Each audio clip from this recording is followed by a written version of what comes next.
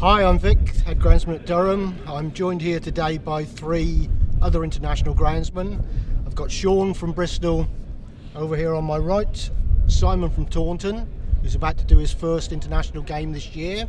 So looking forward to seeing how that goes. And we've got Karl from the Ageas Bowl, Hampshire. And we're just going to have a little chat about a few topics that have changed in cricket over the last couple of years. And why not start off with the rule change on the toss last year? Did it have any effect on the cricket that we were playing, what the captains did, how we produced pitches? Shawnee, you're a good man, you've seen a lot happen. It was quite easy. Nobody tossed up and they bowled first. They always come to Bristol and they're going to bowl. We know they're going to bowl first. You didn't have a toss at all? No. Interesting. Simon, what about you? Yeah, we had a little bit different at Taunton. Obviously, you were trying towards the end of the season for spinning pitches, which we did. So the ECB's method of not having a toss to try and bring spin in sort of went really far our way, whereas you had to have a toss because both sides wanted to bat first and get the best out of the pitch. So it did work, but we probably pushed it a little bit more than anyone else did. So that, just trying to find that balance really now going forward. Good groundsmanship. Karl, what are your thoughts on the toss? I think from our point of view, we looked for good cricket wickets at the beginning of last year when we had a full fit squad. As the season went on, our focus changed with our bowling attack diminishing through injuries, and we were more interested in the spin aspect, and we certainly looked down the Somerset route, but not as extreme. So I think going forward next year or this season will be interesting to see what kind of pitches we are going to prepare. So you were actually sitting on the fence a little bit? I'm sitting on the fence massively. As far as we're concerned up in Durham, which obviously is a different world completely, we were getting emails before the season started saying don't even bother taking the coin out there because no one's going to toss up at Durham. I think there was actually only one game, which was the Somerset first game, where the captain didn't even look at the pitch, that we didn't have a toss. So it changed massively for us, and the toss was used a lot. I think one interesting thing, a couple of years ago in Hampshire we played a lot of green tops when we were in Division 2, and we didn't mind batting first in that. Yeah. Once we go to Division 1 and we had a tinge of green the day before, we'd all get twitchy and I'll be brushing the green out because we didn't want to bat first in those kind of pitches. So the mentality had changed quite a lot amongst the players, from playing on big green tops, not worrying about it, to with a tinge of green really, really worrying about it. That's just the pressure of Division 1, slightly better quality of cricket, and also not getting relegated, which is a big thing. Yeah, that's a big... So, sort of leading on from that a little bit, do you think that the rule change was mainly to stop sides from producing green tops, try and get more spin involved?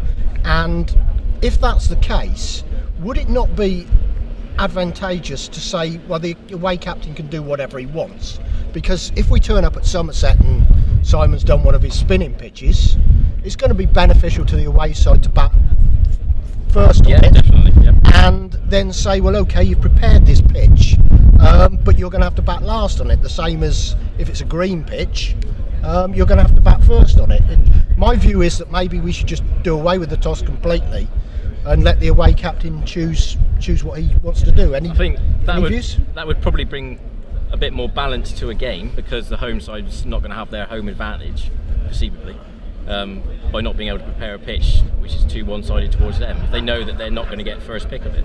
But then, I quite like home advantage, so I would think most teams would still even back themselves, even if they did prepare something like I was saying, Division 2, or like we did last year with spinning pitches. You would still back the way that you're playing your players to perform better than the opposition. I mean, we had one case last year where we changed the pitch with 40 minutes to go before the game actually started. So that was a case of we think we're better than them, so they changed the pitch. So I think that professional sport mentality, I think they're still always going to think that they're slightly better and they'll be able to perform on anything at home. Yeah.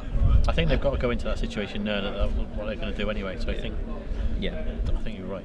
Sure. I'd be concerned about pitches getting bland though, really. We saw, I think on the whole, certainly my pitches were a little bit slower this year because we had a little bit less grass, a little bit less zip. Yep. Going forward, if these spinners don't emerge among counties, what are going to happen on our pitches? Are we going to go back to 600, play 600 again? Which would be a real shame, I think. Well, I think that's probably an interesting question, and maybe the next question. do we as groundsmen think that this is the way that we should be going forward with our cricket, or do we not just accept the fact that we are England, we do have damp conditions and we do have green grass, and shouldn't we back what we do well rather than try and develop what we clearly didn't do so well during the winter? Yeah, probably.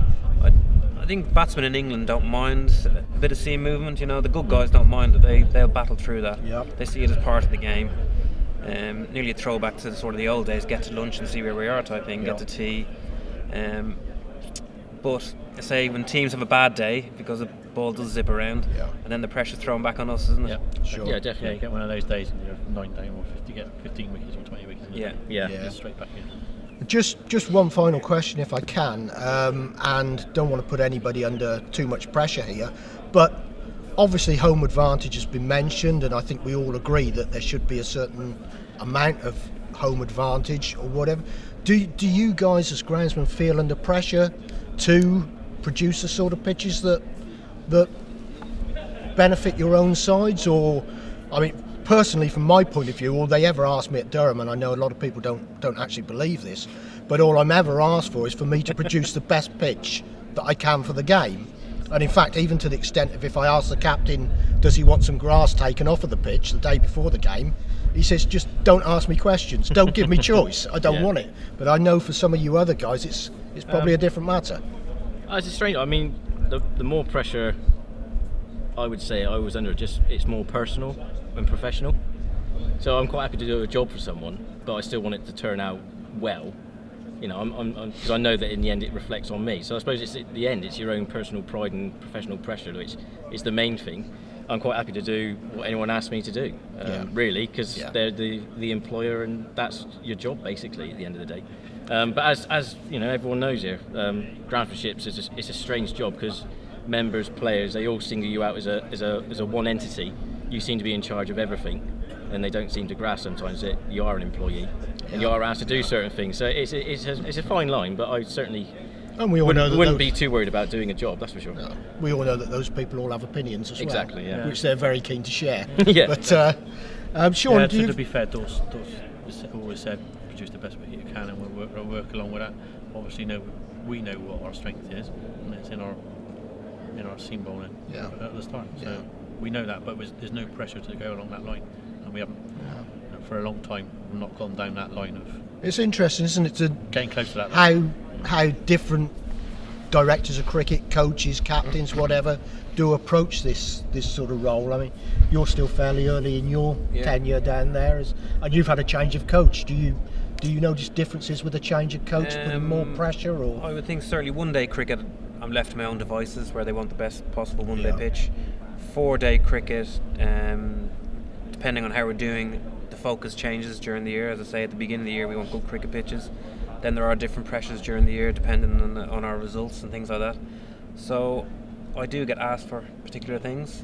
because at the end of the day, it's a results game, isn't it? Yeah. And there's a lot of money Yeah. between staying in a division, Yeah. getting relegated. I always believe that we are part of the team, and so it's in our interest to keep our side up the top. Oh, very much so. And so therefore we need to do whatever our employers are asking us to do. All we ask is that they support us if and when things go wrong. Absolutely. I've always said if we do fiddle about with a pitch, it's not just the coach or the director of cricket saying that. The whole team need to be on board with that. Definitely. Yeah. So the dressing room needs to be aware of what Yeah. is going on in the pitch, and it's not because the grounds was made a mistake, so to speak. Sure.